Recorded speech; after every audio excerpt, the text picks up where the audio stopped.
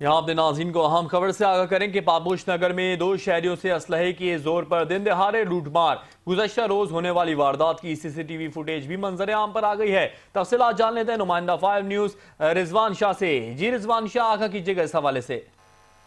جی بالکل، دیکھیں مہدی عباس، کراچی کے مختلف علاقوں میں جو اسٹریٹ کرائم ہے اس میں ہوش ربا اضافہ ہو گیا ہے۔ پاپوش نگر کا علاقہ ہے جہاں پہ گزشتہ روز دن دہاڑے دو شہریوں سے نامعلوم ملزمان نے اسلحے کے زور پر موبائل اور دیگر قیمتی اشیاء چھین لی، جس کی سی سی ٹی وی فوٹیج جو منظر عام پر آ گئی۔ سی سی ٹی وی فوٹیج میں واضح طور پر دیکھا جا سکتا ہے کہ دو شہری آپس میں کھڑے ہو کے گفتگو کر رہے تھے کہ اچانک جو ہے موٹر سائیکل پر دو ملزمان آئے اور ان میں سے ایک نے اتر کے جو ہے شہریوں سے اسلحے کے زور پر پہلے موبائل فون چھینے، پھر ان کے پرس اور دیگر قیمتی اشیاء چھین کے فوراً فرار ہو گئے۔